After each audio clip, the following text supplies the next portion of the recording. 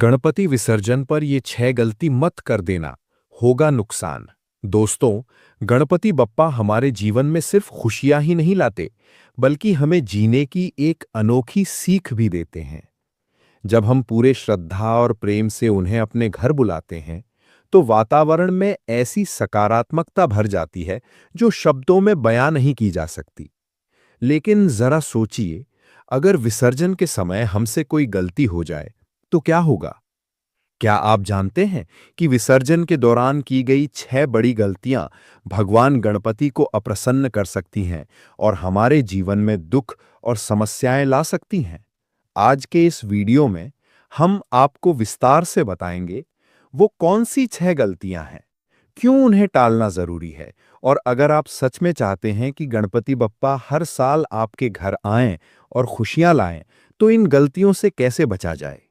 तो वीडियो को ध्यान से अंत तक देखिएगा, क्योंकि जो बातें आप यहां जानेंगे शायद आपने पहले कभी इतने विस्तार से नहीं सुनी होंगी।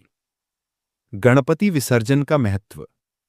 गणपति बप्पा का आगमन और उनका विसर्जन भी हमारे जीवन की गहरी सच्चाइयों को समझाते हैं। जब हम मूर्ति को अपने घर में लाते हैं, तो ये प्रतीक है सकारात्मक ऊर्जा का प्रवेश। और जब हम बप्पा को विदा करते हैं, तो ये हमें सिखाता है बंधन छोड़ना सीखो। हर रिश्ते और हर परिस्थिति अस्थायी है। शास्त्रों में भी लिखा है कि भगवान गणपति हर रुकावट और बाधा को दूर करने वाले हैं। विसर्जन के समय हम उनसे प्रार्थना करते हैं कि वो हमारे जीवन के दुखों को भी साथ लेकर जाएं और हमें आगे बढ़ने की शक्ति दें। लेकिन दोस्तों, जब हम इस विसर्जन को सही तरीके से नहीं करते, जब परंपराओं और नियमों की अनदेखी करते हैं, तो इसका नकारात्मक असर भी हो सकता है। इसलिए आइए अब विस्तार से समझते हैं वो 6 बड़ी गलतियां जिनसे हर किसी को बचना चाहिए। गलती नंबर 1, जल्दीबाजी में विसर्जन करना। अक्सर लोग समय की कमी या भीड़भाड़ की वजह से विसर्जन जल्दी करने लगते हैं। कई बार तो ऐसा होता है कि मुहूर्त देखे बिना ही मूर्ति को नदी या तालाब में विसर्जित कर दिया जाता है। लेकिन क्या आप जानते हैं कि शास्त्रों में विसर्जन का सही समय तय किया गया है? ठीक वैसे ही जैसे हम शादी, गृह प्रवेश या नामकरण संस्कार में शुभ मुहूर्त देखते हैं, क्योंकि समय की ऊर्जा का सीधा असर हमारे जीवन पर पड़ता है। अगर विसर्जन गलत समय पर किया जाए, तो भगवान का आशीर्वाद अधूरा रह सकता है। समाधान क्या है? विसर्जन का समय हमेशा पंडित या पंचांग देखकर ही तय करें। घर में छोटे विसर्जन हो तो कम से कम पूजा पूरी करके ही करें। जल्दीबाजी कभी न करें।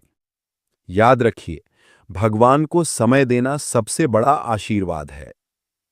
गलती नंबर 2, पर्यावरण को नुकसान पहुंचाना।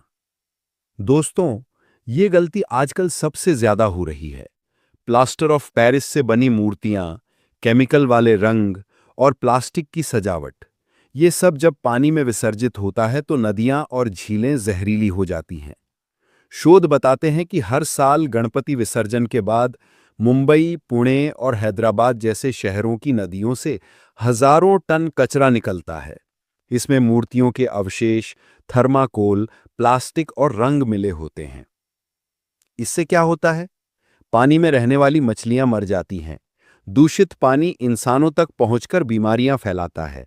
नदियों का जल धार्मिक और सामाजिक दृष्टि से अपवित्र हो जाता है। तो क्या करें? मिट्टी की मूर्तियां अपनाएं, जो पानी में घुलकर मिट्टी ही बन जाती हैं।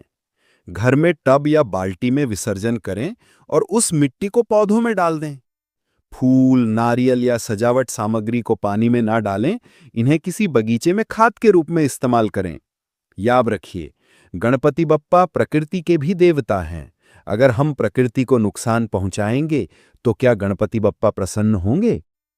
गलती नंबर 3, विदाई में उदासी या क्रोध दिखाना। विसर्जन के समय का माहौल कैसा होना चाहिए? आभार, प्रेम और प्रसन्नता से भरा हुआ। लेकिन कई घरों में देखा गया है कि लोग विदाई के समय ज्यादा रोते हैं। बच्चे जिद करते हैं, कुछ लोग उदासी या गुस्से में रहते हैं। ये सब माहौल को भारी बना देता है। शास्त्रों में कहा गया है, भगवान को हमेशा खुश मन से विदा करना चाहिए, क्योंकि वो हमारे घर आए, हमें सुख दिया और अब वो फिर से अगले साल आने का वचन देकर जा रहे हैं। अगर हम उदासी में डूब जाएं, तो हम भगवान को विदा नहीं कर रहे, बल्कि अपने ही जीवन में नकारात्मकता भर रहे हैं। तो समाधान क्या है? बच्चों को समझाएं कि भगवान हमारे दिल में रहते हैं। विदाई को उत्सव की तरह मनाएं, गाना, नाचना, जयकारा लगाना। बप्पा को विदाई देते समय अगले बरस तू जल्दी आ का नारा जरूर लगाएं। गलती नंबर 4, विसर्जन के नियम ना मानना। दोस्तों, गणपति विसर्जन सिर्फ मूर्ति को पानी में डाल देने का नाम नहीं है। ये एक संपूर्ण धार्मिक प्रक्रिया है, जिसमें विदाई की पूजा, आरती और मंत्रोच्चार करना जरूरी होता है। लेकिन आजकल लोग जल्दी में विसर्जन करते समय इन नियमों को भूल जाते हैं। न कोई मंत्र, न कोई आभार, न ही अंतिम आरती। बस मूर्ति उठाई और पानी में डाल दी। शास्त्रों के अनुसार जब कोई देवता हमारे घर आते हैं, तो उनकी विदाई भी पूरे सम्मान और विधि विधान से करनी चाहिए। ये ठीक वैसे है जैसे कोई बड़ा अतिथि आपके घर आए और जाते समय आप बिना विदाई के दरवाजा बंद कर दें। सोचिए कैसा लगेगा। विदाई के समय क्या करना चाहिए? सबसे पहले भगवान गणपति को नारियल, मोदक और दूर्वा अर्पित करें। पूरे परिवार को मिलकर अंतिम आरती करनी चाहिए। गणपति से आशीर्वाद मांगे। मूर्ति विसर्जन से पहले शंख बजाएं और ताली बजाकर वातावरण को पवित्र करें। याद रखिए, भगवान की विदाई अधूरी नहीं होनी चाहिए, क्योंकि अधूरी विदाई अधूरी भक्ति का प्रतीक बन जाती है। गलती नंबर 5, शोर शराबा और दिखावा करना। आजकल विसर्जन यात्राओं में डीजे, तेज गाने और पटाखों का शोर आम हो गया है। कई जगह तो इतना शोर होता है कि भक्तों की भक्ति गायब हो जाती है और माहौल किसी पार्टी जैसा हो जाता है। क्या यही असली भक्ति है? बिल्कुल नहीं।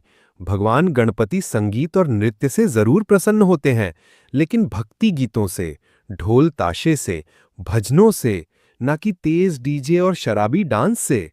समाधान क्या है? विसर्जन यात्रा में डीजे की बजाय ढोल ताशे, पारंपरिक वाद्य यंत्र और भजन कीर्तन करें। जयकारे लगाएं कि गणपति बप्पा मोरिया, मंगल मूर्ति मोरिया। विसर्जन को समाज में संस्कृति दिखाने का अवसर बनाएं, ना कि दिखावा और शोरगुल का। एक बार नागपुर में एक मोहल्ले ने डीजे पर बैन लगा दिया और सबने मिलकर भजन कीर्तन करते हुए बप्पा का विसर्जन किया। वहां का माहौल इतना शांत और पवित्र था कि सबने कहा, यही असली भक्ति है। गलती नंबर 6, विसर्जन के बाद बप्पा को भूल जाना। अक्सर देखा जाता है कि विसर्जन के बाद लोग भगवान गणपति को पूरी तरह भूल जाते हैं। त्योहार खत्म, मूर्ति गई, अब अगले साल तक याद भी नहीं। लेकिन असली भक्ति विसर्जन के बाद शुरू होती है, क्योंकि जब बप्पा जाते हैं तो वे हमें ये सिखाकर जाते हैं कि मैं हमेशा तुम्हारे दिल में रहता हूं, सिर्फ मूर्ति में नहीं। अगर हम विसर्जन के बाद भगवान को भूल जाते हैं, तो हम उनके संदेश को ही भूल जाते हैं। समाधान क्या है? रोज एक छोटा सा ओम गण गणपते नमः मंत्र बोले। हर बुधवार को दूर्वा या मोदक अर्पित करें। घर में छोटे बच्चों को गणपति की कहानियां सुनाएं, ताकि उनमें भी भक्ति बनी रहे। विसर्जन के बाद घर में दीपक जलाकर बप्पा को धन्यवाद दें। एक परिवार ने विसर्जन के बाद बुधवार को छोटा सा पूजन करना शुरू किया।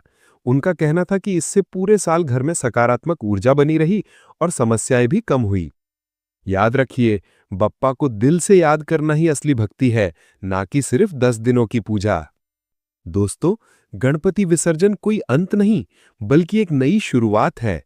ये हमें सिखाता है कि जीवन में हर चीज अस्थायी है, लेकिन अगर हम श्रद्धा, भक्ति और प्रेम से जिएं, तो भगवान हमेशा हमारे साथ रहते हैं। अगर आप चाहते हैं कि गणपति बप्पा हर साल आपके घर आए और खुशियां लाएं, तो इन 6 गलतियां से जरूर बचें। जय श्री गणेश।